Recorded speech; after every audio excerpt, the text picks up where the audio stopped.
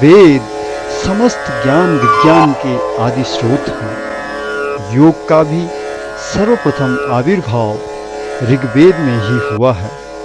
ऋग्वेद की ऋचाओं में और अथर्ववेद के मंत्रों में योग का सर्वप्रथम प्रतिपादन हुआ है। योग प्रवर्तकों में भी आदि प्रवर्तक योगाधीश्वर श्री शंकर को माना जाता है, जो कि योग के आदि गुरु के रूप में आराध्य हैं।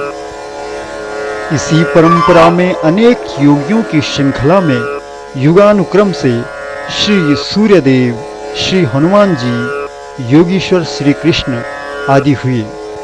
वेदों के अतिरिक्त उपनिषदों, ब्राह्मण ग्रंथों, आरण्यकों आदि में योग से संबंधित वर्णन है।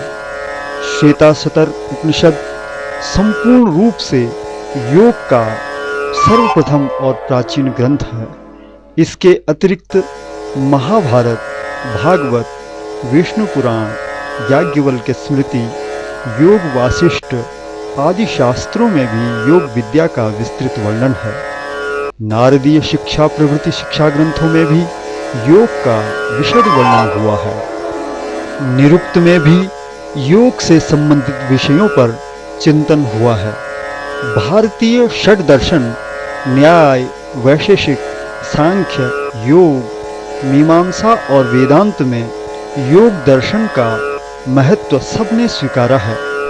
पातंजल योग सूत्र योग दर्शन का आधार ग्रंथ है। इसका व्यास भाष्य सर्वाधिक प्रामाणिक और प्राचीन भाष्य है। इसके अतिरिक्त तंत्र शास्त्रों में योग को अत्यधिक महत्व दिया गया है। श्रीमद् भगवद गीता में भी योग का सूक्ष्म विवेचन प्रस्तुत किया गया है।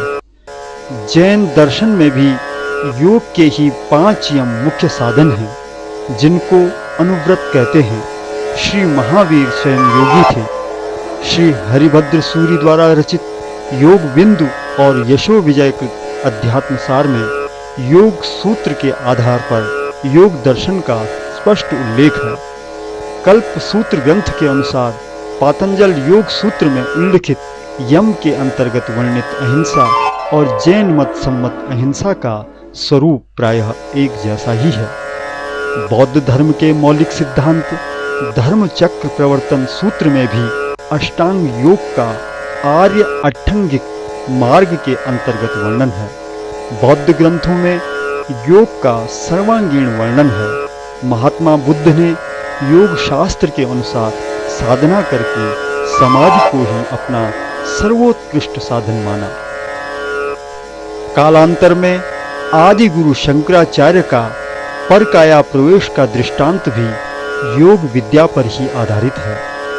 परवर्ती काल में योग विद्या महर्षि पतंजलि द्वारा प्रणीत योग सूत्र का पर्याय बन गई। पातंजल योग सूत्र के रचना काल के विषय में विभिन्न मतभेद होते हुए भी इसकी रचना का समय ईसवी पूर्व 2वीं शताब्दी से पूर्वतम माना जाता है।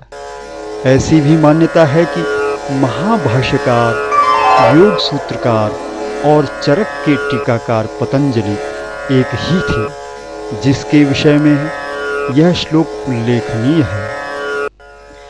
योगेन चित्तस्य पदेन वाचा मलं शरीरस्य च वैद्यकेन योपाकरोत्तं प्रवरं मुनीनां पतंजलिं प्राञ्जलिरानतोऽस्मि पतंजलिं प्राञ्जलिरानतोऽस्मि। महर्षि पतंजलि को शेषावतार भी माना गया है। योग शास्त्र के ऋषियों में महर्षि पतंजलि के बाद महर्षि व्यास का स्थान है, जिन्होंने योग सूत्र के गूढ़ अर्थ प्रतिपादित करते हुए योग भाष्य की रचना की। पातंजल योग सूत्र पर जितनी भी व्याख्याएं और टीकाएं हुई, उनमें व्यास भाष्य का सर्वाधिक महत्वपूर्ण स्थान है।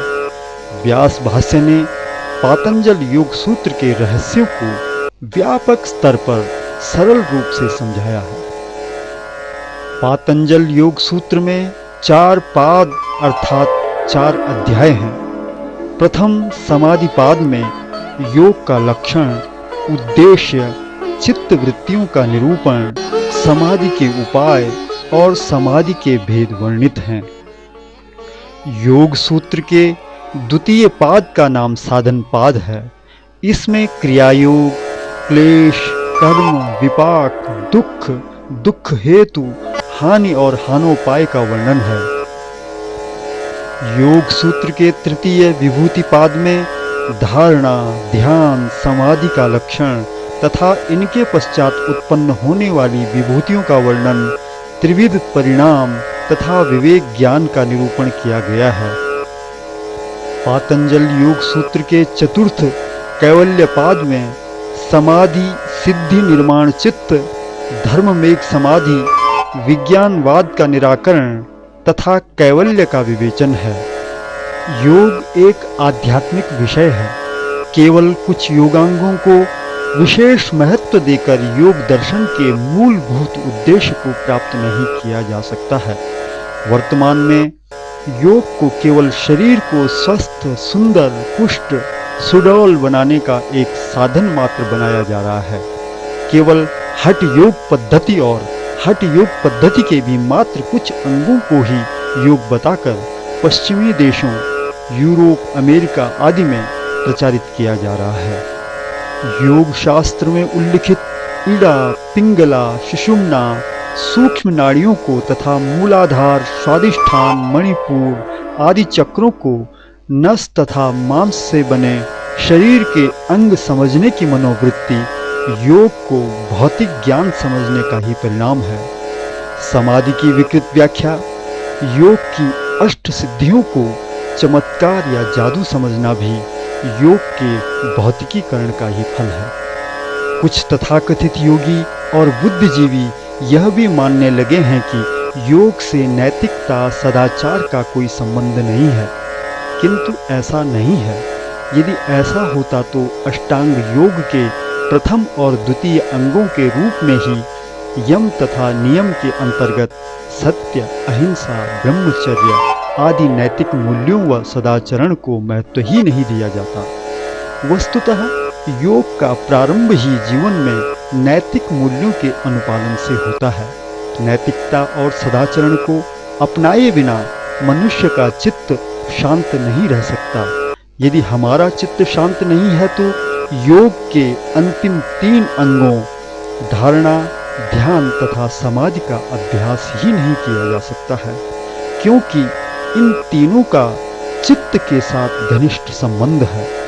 केवल शारीरिक क्षमता, सुंदरता, पुष्टता तथा भौतिक लाभ के लिए तो फिल्मों में किए जाने वाले अनेक प्रकार के नृत्य अथवा खेल, व्यायाम आदि भी तो हैं। उसके लिए योग का उपक्रम या प्रपंच मात्र करना योग दर्शन तथा महर्षि पतंजलि का ही अनादर होगा और करने वाले को भी कोई लाभ नहीं होगा। योग दर्शन के ज्ञान के लिए पात्रता परम आवश्यक है और यह योग विद्या की ही विशेषता है कि योग के परम लक्ष्य की प्राप्ति के लिए पात्रता भी क्रमशः योगांगों का अनुपालन करते हुए आगे बढ़ने पर मिलती जाती है। जैसा कि पातंजल योग सूत्र के साधन पाद के 29वें सूत्र में 8 योगांगों के रूप में उल्लिखित है। यम, नियम, आसन, प्राणायाम, प्रत्याहार, धारणा, ध्यान और समाधि। ये केवल योगांग के रूप में ही नहीं अपितु यम से समाधि तक क्रमशः 8 सोपान हैं जो आरोही क्रम से मनुष्य को योग की साधना के परम लक्ष्य को प्राप्त कराते हैं। योग वस्तुतः स्थूलता से सूक्ष्मता की ओर जाने की तथा बहिर्मुखी इंद्रियों की बहिर्मुखी प्रवृत्तियों को अंतर्मुखी करने की साधना है।